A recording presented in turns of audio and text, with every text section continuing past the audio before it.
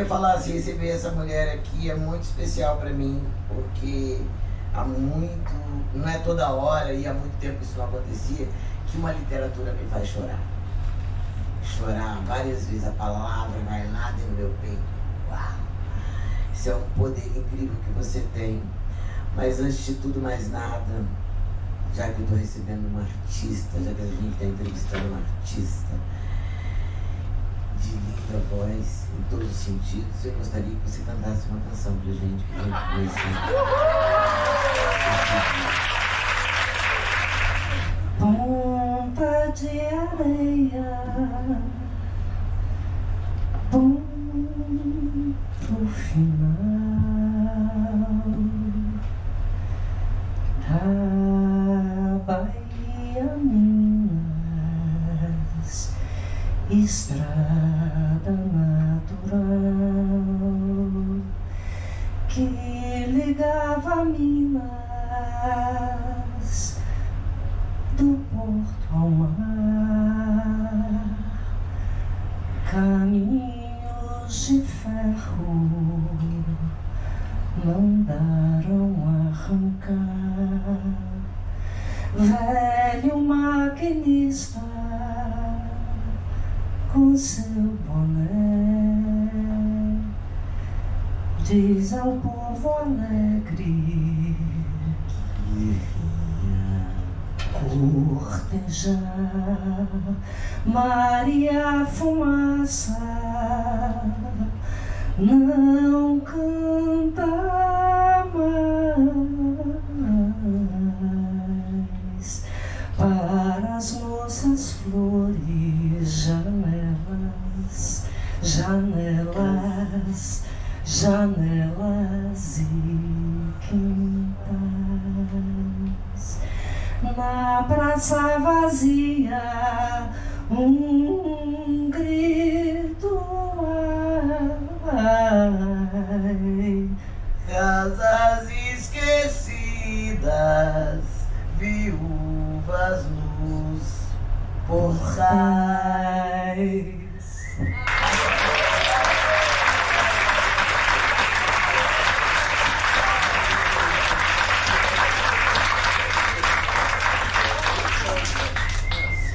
Ai, obrigado. Isso aqui, isso, por exemplo, de pedir para você cantar, já expliquei o que eu acho desse ritual, mas também é uma prova do recurso humano. Isso, você foi uma menina e é uma menina que certamente teve os recursos humanos desenvolvidos. Quando alguém pede pra gente cantar, tá pedindo apenas uma coisa do recurso humano da gente. Então eu fico assim, confortável de estar na sua presença, porque a gente já tem aquele negócio de viemos no mesmo navio, né? A gente se olha e se reconhece, muito louco. Então eu queria começar logo pela obra, né? Você começa os 3 livros, é muito importante a primeira palavra? É muito importante a primeira palavra. Um é puta, o outro é... Como se chega ao extremo? Eu vi. Talvez seja isso. Será na natureza eu vi? Bom, deve ser. Eu vi Olívia. Eu vi Olívia. Então, é porque, enfim, mas a primeira palavra é importante porque você cuida dela. Às vezes, por exemplo, tudo aí começa com puta, né? Maravilhoso. É. Mas outro dia até falei isso numa conversa que talvez comece com puta porque não começou com puta. Eu comecei Tudo é Rio com uma outra parte, que era a história das Marias, de Francisca, e depois num desejo de me afastar do tema principal, porque fazer um romance, você tem um tema principal ali, mas você tem que se afastar dele. Se afastar, porque senão você faz um conto, né? Você focou no Lucy. E aí eu comecei a história de Lucy. Quando comecei a história de Lucy, que escrevi A Coisa de Venâncio, com a brutalidade dele, eu fiquei paralisada, é uma história, né, que muita gente já conhece. E quando voltei, como fiquei 14 anos paralisada, sem escrever, quando voltei para o livro, falei, eu quero voltar do lugar que me paralisou, porque eu acho que está ali o meu desejo de mergulhar, né?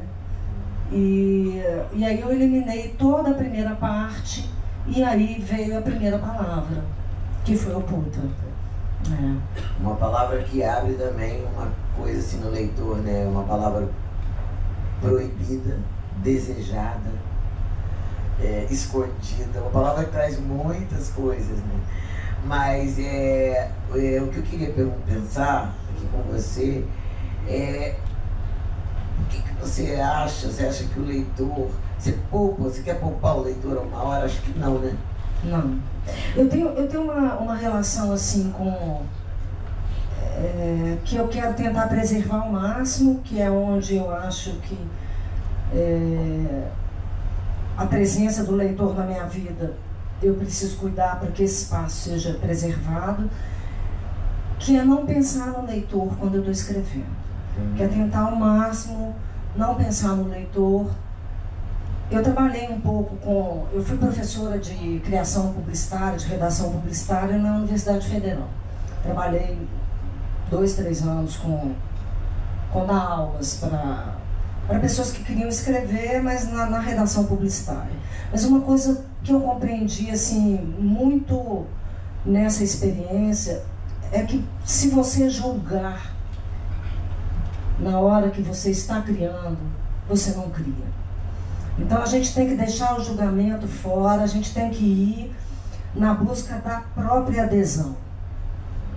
Quando você tem um alinhamento, uma adesão, alguma coisa acontece, você é artista, você cria, você sabe. Tem um momento em que parece que acontece um alinhamento, que você fala, encontrei uma coisa aqui, que eu tenho adesão com ela, e o mundo pode cair de pau nessa coisa, que eu tenho adesão com ela. Então eu acho que não pensar no leitor é muito importante. O leitor é um querido, mas é um segundo momento da experiência. Ele vai fazer a viagem dele. A viagem dele já está preservada. Ele vai reescrever o livro com todas as suas vozes, com tudo que ele ouviu, com as vozes que o constituem, mas é outro momento, é o momento dele. Ele pode gostar, não gostar, ele vai... Eu vejo nos clubes de leitura quem fala, nossa, amei isso aqui. Em outro clube, as pessoas nem viram aquilo. Então, assim, é uma experiência realmente da reescrita, é a experiência que o leitor vive, né? Reescreve o livro. É incrível, porque tem poemas que eu escrevi que nunca tiveram tais nomes, e as pessoas falam, aquele poema que você fez da filha da puta, eu fiz um poema sobre a filha da puta. É que foi lá, leu o leitor, que na verdade Mário Quintana diz isso, né? Melhor, o livro na verdade nos lê.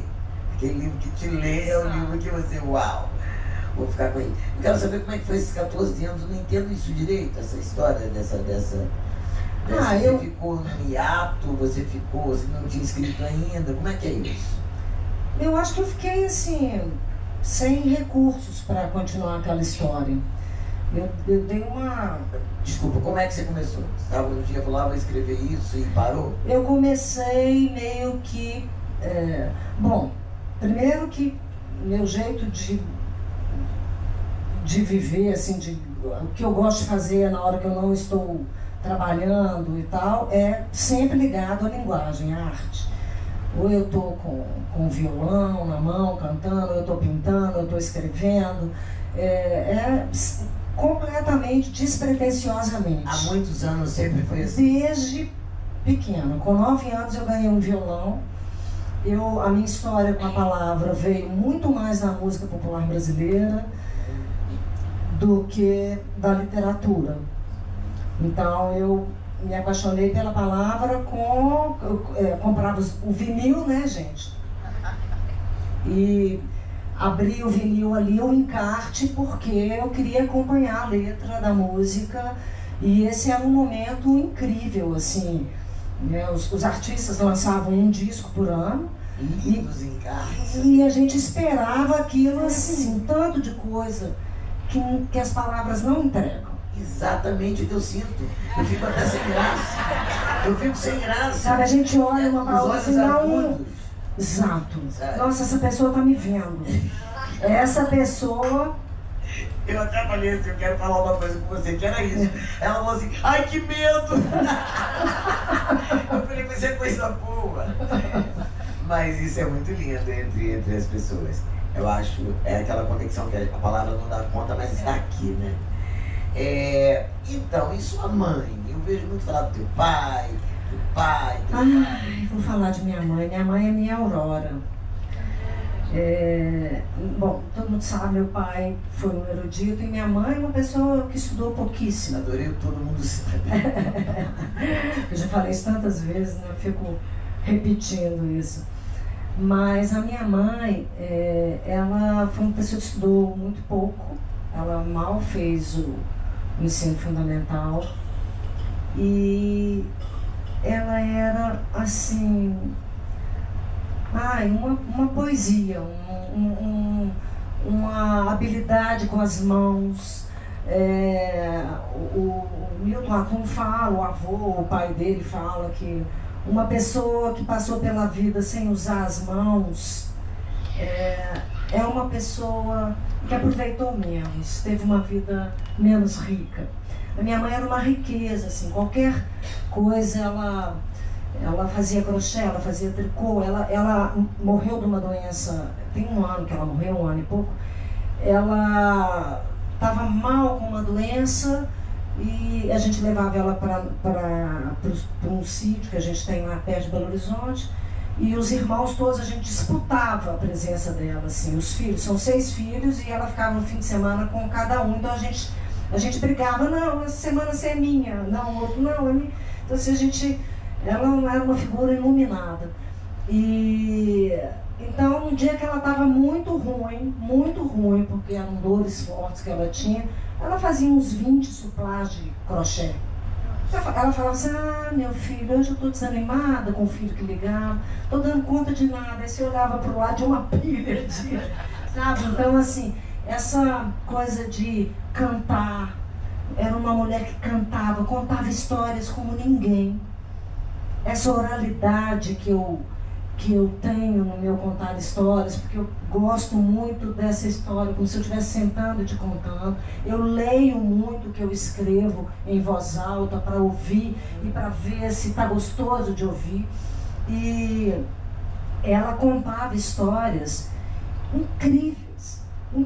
Era assim, todo mundo ficava parado prestando atenção, porque era de uma riqueza, de uma gostosura, sabe, aquele jeito de contar a história. Então, foi esse encontro de poesia e matemática que eu cresci, assim, bebendo dessa, né, aquilo que eu falei ontem com a Andréia, que eu perguntei para a Andréia, né, de que infância você vem, né? Porque eu acho que grande parte daquilo que a gente é capaz de criar depois começa ali. Plantado na infância, concordo. Eu quero dizer que você botou aqui, quer ver? Lucy tinha aprendido a bordar com Duca, a tia Megera. Lavou direito as mãos, menina. Era sempre assim que a repetitiva começava. Mandava fazer de novo, até ficar perfeito. Um fio triscando, o outro delicado, nenhum com permissão para sobressair, nem força demais para não repuxar, nem força de menos para não ficar bambo. Sabia bordar tão bem como trepar. Pensou em Duca com alguma gratidão. Se desconfiasse que o nome do que sentia era esse, teria voltado atrás. Lembrou do amor da tia Cleia e Valéria, os olhares e gestos, e compreendeu alguma coisa que sempre odiou. Passou a limpo, e assim foi fazendo a manta, as roupinhas, sempre com diferentes azuis e brancos, um carinho feito à mão para o filho, que ela daria logo depois de nascer. É muito... Ai, eu não sei. sei o que faz comigo. É um bordado, eu considero um bordado. Não sei se você sabe, deve saber que você sabe um monte de coisa, mas assim, antes da gente poder escrever, de não ser permitido estudar, as mulheres, a gente tinha o tear, como fala, né? Quem me ensinou isso foi a Ana Maria Machado, num livro chamado Texturas. Lindo esse livro, que é a tese dela. E ela, então, e é isso, então, no tear a mulher falava. A mulher bordava, por exemplo, uma mulher que foi estuprada e estava presa numa torre de um castelo, ela bordava, fazia esse tear. E era levada a pessoa que ia salvá-la, dizendo onde ela estava. Então, inclusive sobrou para a literatura, quer dizer, fundou a literatura, eu acho, os termos, fundaram a literatura, os termos do teatro, novelo, trama, ponto. Incrível. Não é? Olha, você não sabia não, que bom. Muito legal. Trama, novelo, tem mais coisas, o tecido, tecido literário. A textura. E na verdade, os nós. É isso que a gente faz, os nós. É isso que a gente faz. A gente tem uma prática poética consciente. Você vai para a narrativa de prosa, foi o que aconteceu comigo quando eu fui escrever um romance. Eu falei, que beleza, estava o tronco mais aberto ainda para eu viajar, porque muitas vezes você não pode fazer um poema de 10 páginas, sabe? Mas o romance dá. Então eu acho que você, esse gatilho da poesia, acho que você nunca vai perder. E é bom, porque, quer ver, posso ler um negocinho de tudo aí que você fala aqui, falando mal do seu jogo, mas nos cai muito bem. Ó, é isso aqui. Estava certa, sentir o filho crescer, eu quero dizer assim, isso aqui para mim poderia ser uma narrativa que ela pensa que é racional ou dura. Estava certa, sentir o filho crescer, tirou tudo do lugar, o bom e o pior de sua vida, anos decantados, escondidos nas dobras do intestino, no fundo do fígado, nas tripas, debaixo do bucho, tudo lá soterrado, parecendo não existir, foi expulso. O caldeirão onde a vida ferve engrossou seu caldo mágico. A certeza saíram no xixi. Que é um negócio assim, você fala assim, não tem como você sair dessa cena, sabe? Sem respirar, mesmo que seja duro, essas tripas ali, tem uma pegada, como você falou do filho, o filho sai dali. Então é muito, eu acho que é inescapável, porque para mim é uma armadilha de palavra que a gente faz para poder chegar até esse leitor que você não quer pensar nele. Mas assim, para ele que você escreve, para mim é sempre, a gente escreve para alguém, mesmo que seja só para nós, a gente vai ser lido. Por isso que eu acho que tem um destinatário. Mas, então, tá, você tem uma evolução, você acha do ponto de vista formalístico, para véspera. Eu vi que você fez uma coisa, acho que é na natureza da medida, que você começa a botar aspas que você não põe. Você não põe no Tudo é Rio, as observações, as falas do personagem, não vou, nem tchau. Sabe, você não... Então, Tudo é Rio tem um narrador que ele é contaminado o tempo inteiro pela personagem da qual ele está falando. Então a voz do narrador se mistura com a voz da personagem, então não tem indicação de quando é o narrador e de quando é a personagem. Não tem essa separação formal, agora é a personagem falando. Então, para que essa contaminação, ela produziu um efeito interessante, porque Tudo é Rio, na hora que você... ele ficou uma coisa que você não consegue enquadrá-lo. Ele é poético, mas ele também é cru. Ele usa linguagem, né? Ele é sagrado, mas ele é profano. Essa coisa misturada, eu tava pensando nisso. Eu acho que essa é a grande questão da minha literatura, Elisa. Essa coisa misturada. Em que sentido, assim? Indo bem no coração da minha inquietação. Nós somos seres misturados. A potência do bem e do mal está em todos nós. E todas as vezes que a humanidade achou que podia separar isso, ela cometeu crimes brutais, né? É o cara da Inquisição que acha que ele é só bom, que o outro é mau, logo ele pode destruir o outro. Visão maniqueísta.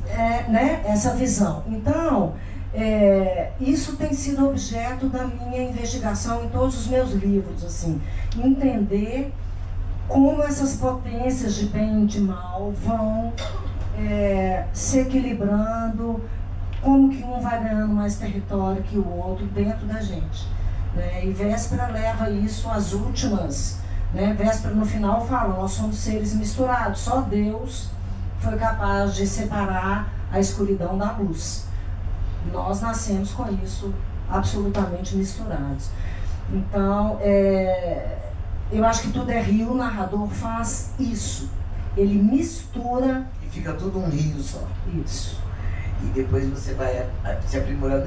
Fica claro que você fala assim, já na Natureza da Mordida, quando você tem duas narradoras, sabe, mesmo, que alternam, você vê que você falou, parece que você gostei de brincar disso.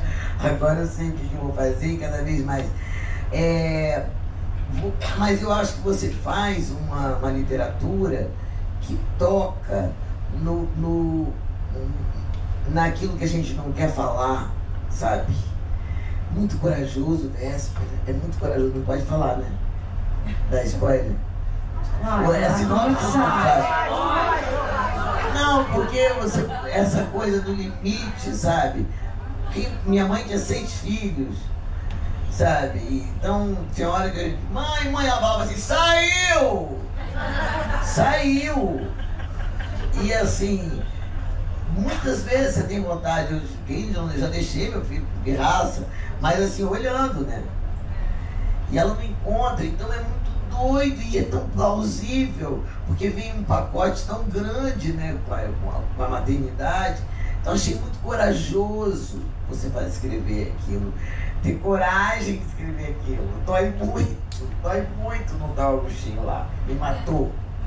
Sabe? E você sabe que essa história, depois que eu escrevi, e que eu escrevi essa cena do abandono, e por isso tem ali o arquétipo, né, de Caim e Abel, porque é a primeira história de rejeição dessa matriz ocidental, né, da Bíblia. É a nossa primeira contato com essa ideia da rejeição do pai, né? E ela tá puta com a Abel o tempo inteiro, falando, e quando ela deixa o menino, é a frase que ela fala, Abel vai se fuder. Vai se fuder. E aí, essa história que eu me dediquei pensando no corpo, na alma exausta de uma mulher, num corpo exausto, né? Numa alma que está vazando uma exaustão, né? E depois de muito tempo eu fui me lembrar, porque quando eu fazia matemática, meu pai era matemático e ele me levava junto com ele, a gente ia junto para a universidade. E ele me esperava, porque ele terminava antes, a aula dele terminava antes da minha, ele me esperava. E eu cheguei no carro e ele estava com os olhos cheios de água. Uma coisa muito rara, ver meu pai chorando, emocionado. E ele contou a história que ele estava ouvindo no rádio. Ele falou, não, estava ouvindo no rádio agora. Uma mãe, o menino estava muito levado no ônibus, ela deu sinal, desceu com o menino, ela subiu e largou o menino. E isso virou um caso de polícia, uma coisa assim. Isso tem muitos anos, né? Na época eu fazia matemática. Mas ele me contou essa história do ponto de vista dele. Porque ele, com 9 anos, ele morava na fazenda, em Dores do Indaiá, e ele foi estudar. Meu pai foi um erudito, depois foi um religioso. Ele foi separado da mãe com 9 anos e voltou a ver a mãe com 21 anos. Não era fácil transporte na época, não era fácil nada. Depois ele morou na França. Ele ficou esses anos todos sem ver a mãe. Então, ele pensava no menino. Que decepção desse menino, uma mãe fazer isso com ele.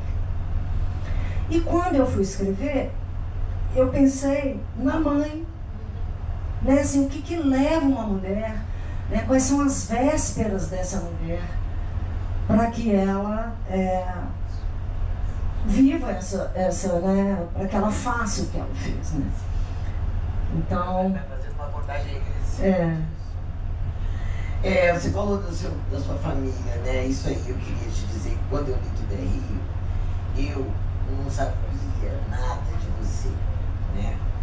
E eu ganhei o livro. Então, eu fico ali, uma hora eu abri o livro, sem olhar, sabe? Sem olhar para aquela parte da orelha que tem a cara da pessoa. E como me captou logo, eu fui embora. E era, sabe quando você faz assim? Assim, sabe, não tinha ouvido falar nada, nunca sabia quem era Carla Madeira. E aí foi inaugural aquilo. Mas eu tinha certeza que era preta. Então eu lia vendo uma escritora negra. Muito doido. Embora não tivesse nada, sabe, e que me apoiasse. Mas eu não sei, aquela conversa, o jeito de pegar a realidade, me era familiar, sabe? Maravilha, gente. E olha, isso pode não, no teu caso, você é filha de negra, né? Sua mãe era negra? Não, minha mãe, sua mãe não. Não, minha mãe, desculpa, não sei, mas eu acho que... O meu bisavô era negro. Seu bisavô? É. Porque, de alguma maneira, eu tô falando isso porque assim, eu pensava isso no Mia Couto também, sabe? Só pra você não ficar. Eu pensava no Mia Couto, que aquele lá é um branco irremediário. No caso, do ponto de vista que não tem um bisavô. Uhum. Mas eu pensava isso. Mas no seu caso, era muito, essa mulher fala comigo de um jeito, eu conheço tudo isso aqui de alguma maneira, sabe? Do ponto de vista do olhar, sabe? Olhar, o jeito como é que você meio que você trata bem o opressor também, sabe? Uhum. E o oprimido, Uhum. você trata bem, você forra de motivo, sabe? Uhum. Pra gente, a gente não fica com raiva. A gente não reduz a pessoa a um acontecimento, não é, Elisa? Não. A gente não reduz a pessoa a um ato. Ela é mais do que um ato. Nós somos mais do que o mal que a gente faz e nós somos mais do que o bem que a gente faz. Você acha que eu pensei que você era negra por quê? Não sei. Não sei.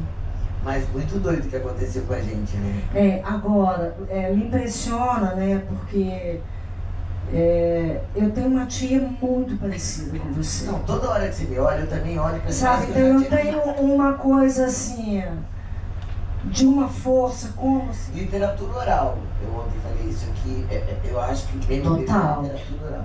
Nós temos na música popular poetas incríveis, né, maravilhosos. Então, a minha história com a palavra começou aí.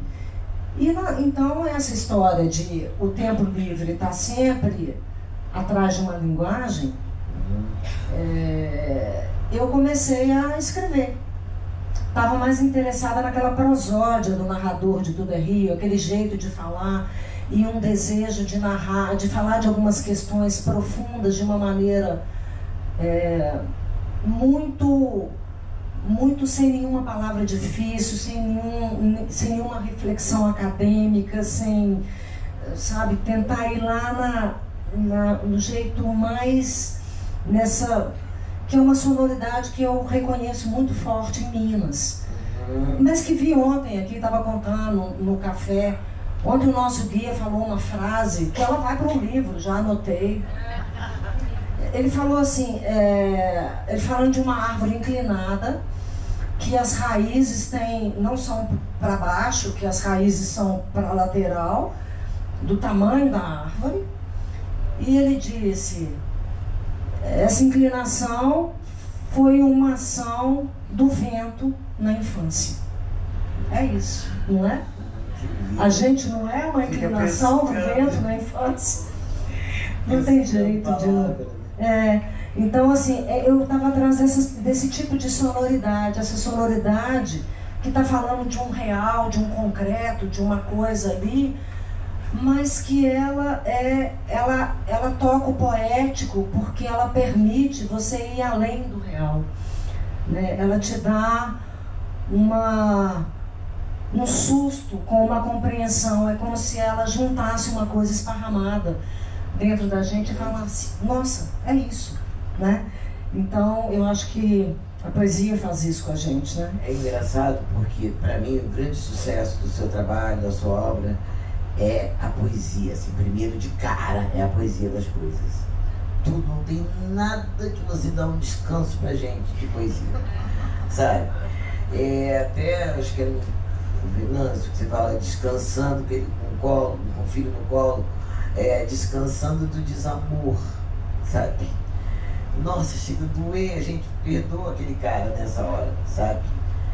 E então é muito forte, porque esse é o grande sucesso, vocês sabem, né? Que a poesia produz encantamento. Então é o grande sucesso da Bíblia. Tira verso, quando esse pessoal ia ler, sabe? Aqueles versos. Olha só Deuteronômio lá, aquela lista de números, né? Exatamente, então aquilo aqui é super atraente. E você faz isso o tempo inteiro, sem, sabe? Tem uma hora que você fala assim, acho que é no, eu não sei se é a natureza da mordida, não, você fala, não, que fala assim, Venâncio vê uma migalha de luz, debaixo da porta, da fresta, e a gente vê sinal de que ela está em casa. Então, assim, são pequenas coisas, talvez o leitor não perceba logo, mas é isso que põe você na cena. Eu acho que a poesia tem esse poder. Então, a impressão que eu tenho é de estar diante de uma poeta, sabe? Viajando na prosa, sabe? Tem textos que eu acho uma poesia inteira, né? Até a abertura do Natureza é um poema, sabe? Então eu acho muito flagrante isso, e fico pensando onde é que isso tudo dormia ou vivia enquanto a matemática, que não é também tão longe da arte, imperava na sua cultura, na sua... Então, assim, primeiro veio a música. Que é muito doido. Primeiro veio a música, e eu acho que com a música esse poético, né? Essa ideia da poesia. Agora, tem uma coisa interessante. Outro dia eu fui lá no Marcelo Taz e ele me perguntou isso sobre a poesia, se eu tinha desejo de fazer um livro de poesia e qual era a minha história com a poesia. E eu falei com ele, eu acho que eu sou lógica demais para dar conta só da poesia. Porque eu acho que ontem, vendo a conversa sobre poesia, né, na hora que você estava sendo entrevistado, eu fico pensando assim, o quanto é bonito essa camada da poesia que nos alinha em um lugar não lógico. É como se a gente compreendesse, mas perdesse rapidamente a compreensão. Eu acho que a poesia faz isso. Tem até uma epígrafe de véspera, que é linda, que eu falo exatamente isso, sobre a poesia. Ela fala o seguinte, isso é uma fala sobre a poesia: lento e breve, posto que é nítido e fugidio, dissolve-se ao toque da palavra, só dentro de mim é desmesura. Pois é, e é sua, é seu poema. Então eu fiquei de olho no que era seu, o que não era. Olha isso, Deus lutou para ser único, conseguiu ser o de cada um. É tudo assim, e ela não sabe se vai fazer poesia.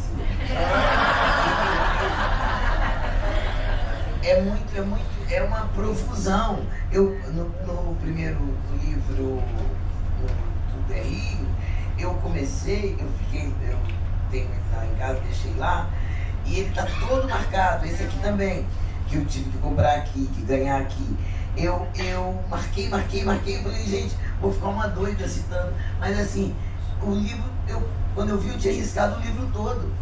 E se você for riscar cada coisa que você arriscar, no sentido de sublinhar, você pira, sabe? O seu livro tem esse livro nos leva para um lugar, para mim, onde na maior dor, você aquela palavra que você se acha tão racional, mas aquela hora, daquela cena mais trágica, você põe uma palavra ali que dá é como para poder a gente aguentar aquele negócio, você entende? Então, parece que a gente eu acho que o poético é uma coisa perigosa na prosa. É lindo, é maravilhoso. No meu caso, eu sei que é meu ponto de atenção. Quando eu terminei de fazer Tudo é Rio, eu falei, eu quero escrever um livro sem poesia. Eu não quero... Tem um livro que me marca muito, que é o Stone, e que é um livro que você grifa no máximo umas 2 frases, assim. Mas é impressionante, assim, como ele fez uma coisa que mexe, que abate a gente, assim, de uma forma. E a linguagem não é uma linguagem poética. E isso começou a me interessar muito na natureza. Eu tentei fazer isso. É engraçado que nos clubes de leitura alguém fala assim, mas você não conseguiu, não. Eu grifei um monte de frases. Então, assim, eu sei que esse é um ponto de atenção meu, porque você pode ter um livro cheio de frases lindas e não quer dizer que é um bom romance. Não está só nessa textura o desafio da qualidade literária, não está só nesse lugar. Então, Tudo é Rio foi meu primeiro jorro, foi um livro que eu escrevi na ordem que o leitor lê, e assim, foi um jorro mesmo, jorro. Né? João Cabral de Melo Neto fala que os escritores escrevem por 2 motivos, ou para transbordar ou para preencher. No caso de Tudo é Rio foi transbordamento mesmo. Já a natureza foi um desafio para mim, porque eu fiz a voz de uma psicanalista demenciando, 2 narradoras diferentes. Eu tinha um desafio da linguagem de uma jornalista e de uma psicanalista. Eu acho que você tem conhecimento bastante. E aí, isso para mim foi super desafiador, porque eu não tinha... Entrar nesses corpos, né? Ir para esses corpos, assim, e falar deste lugar, foi muito desafiador para mim. E depois Véspera, em que Mia Couto fala uma coisa super bacana. Ele fala que na maturidade dele como autor, ele aprendeu a ter mais contenção, né? Essa contenção que eu acho que foi um aprendizado meu de Véspera para Tudo é Rio. Véspera tem uma contenção, talvez seja literariamente meu livro... De Rio para Véspera. De Tudo é Rio para Véspera. Talvez Véspera seja meu livro mais maduro do ponto de vista literário. Onde eu tive tranquilidade para trazer o poético, né? Mas também já alguma contenção, assim, que eu acho que vem da maturidade. Mas o que eu estou te falando, para mim, não dá para você fugir. Porque eu encontrei em Véspera também uma explosão poética o tempo inteiro. Porque é o jeito como você pega a realidade. E disso você não escapa mais. Sim. Sinto te dizer. O Shakespeare, ainda bem que ele disse isso para não ficar só eu dizendo.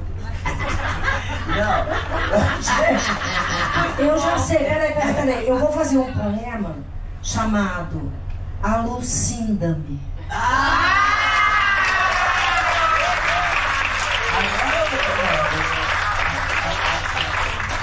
É uma poesia, esqueci de falar, seduz também. Mas assim, ele disse que os poetas são grandes narradores. Claro, os caras passam um tempo... Pô, sabe o que é traduzir um pôr do sol num poema? Dá trabalho.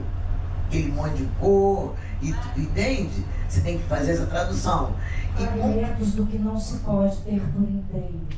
A Rosisca Oliveira me pediu para fazer um texto sobre o meu processo criativo, que ela queria publicar na revista lá, na BL, a brasileira, que é uma revista que ela edita. Talvez ao me ler você possa acabar o que comecei. Entrego meus rascunhos. Eu escrevo. Aceito essas palavras juntas, que ao serem ditas abrem parágrafos, fragmentos de um processo criativo que não se deixa de secar. Eu e escrevo, duas palavras enormes, dois rios que nascem no mar, percorrem à medida dos acontecimentos e desaguam uma fonte de minha vida. Imaginar é sempre revelar um pouco de si mesmo. Às vezes, na agônica escolha, as palavras pesam como se fosse um dicionário completo. Capa dura em letras mínimas, sem ordem alfabética. Todo o significado possível está lá, não sei onde. Antes da palavra, o nome de todas as coisas é desamparo. As nuvens também me rondam e eu só posso chovê-las se estiverem encharcadas. Precipito-me. Onde não há borrachas ou teclas delete, conjugo verbos hostis. Abandonar, rasgar, rasurar, desistir. Mas se levo adiante as águas, não há quem me impeça de lavrar. Lavrar é bordar. Descobri há pouco esses sinônimos contrários. Um quer minhas mãos pesadas, o outro as quer leves. Eu quero a linha que atravessa do direito ao avesso das coisas, inchada, que cise o oculto ao visível, raiz. Essa linha que nos mantém a salvo das coisas separadas. Luz e sombra, minha árvore frutífera. No exato instante em que escrevo, sou o Atlas, que carrega o firmamento e não a terra.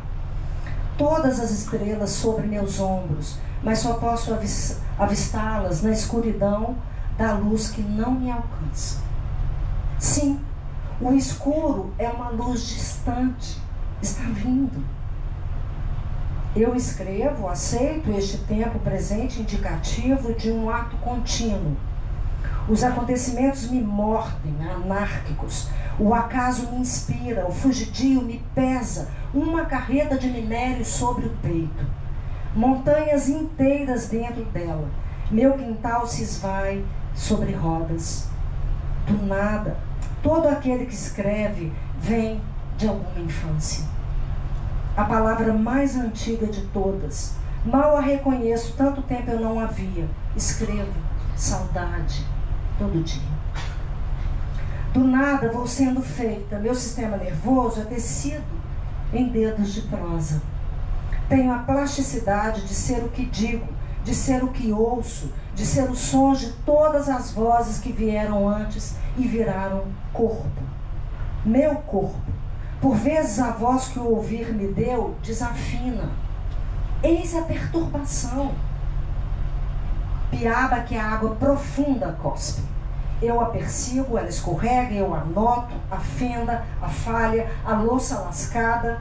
Meu espaço de manobra é a imperfeição. Eu escrevo com o assombro de que homens batem em mulheres há séculos, mais de milênios, e ainda, quando querem chamá-los de monstros, eu escrevo homens. Quero dar a eles nome e a mim esperança. Contra monstros, nada posso. Eu escrevo para reiniciar meus olhos quando se acostumam com a penumbra. Mas também para passar o tempo, experimentar vidas, fazer rascunhos com tédio, rituais de pagelância e peleja, oração, desperdício. O que eu escrevo não bate pregos, não recicla lixo, não agoa plantas, não acerta contas. O papel repleto de palavras não é sequer mais útil que o repleto de rasuras. Insisto descobrir se creio. luto com Deus e perco, e que tudo mais vá para o inferno, menos o belo. Aprendi a cantar antes de escrever. O som é a alma da palavra. O som é a alma da palavra. O ritmo, minha correnteza. Vou e fico presa. Busco a virada, naipes, repinique, ar. Sem samba, não dá. Eu escrevo porque li, leio e lerei. E os que mais amo e amarei são os que vi tomarem liberdade por escrito. Fizeram o melhor e o pior de nós se abaixar até vermos nossas entranhas. A mim inspira a olhar com olhos que não são meus.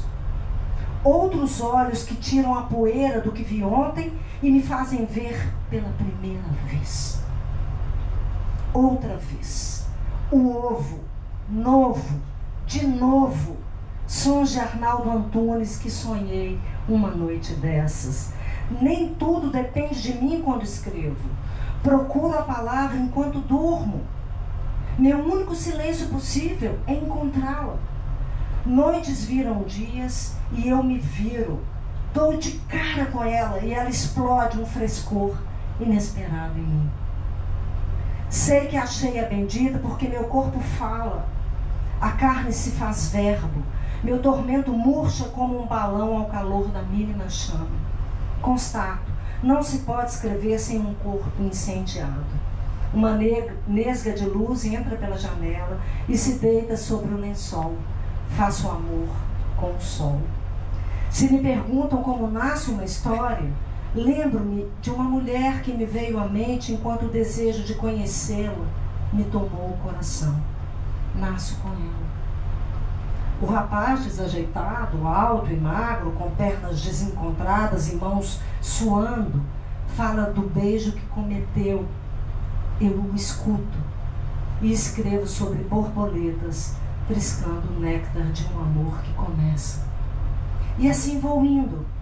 Quando menos espero, batei um diamante entre pedras e por um instante minha vida está completa.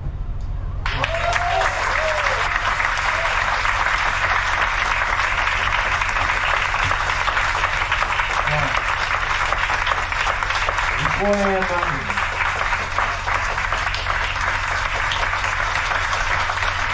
Mas assim, você me lembrou o tempo inteiro, toda hora essa frase está visitando aqui, eu resolvi falar, porque ela é daqui. É um versinho do Mário Quintana que diz: e melhor se poderia dizer dos poetas o que disse Machado de Assis sobre os ventos: a dispersão não lhes tira a unidade, nem a inquietude a constância.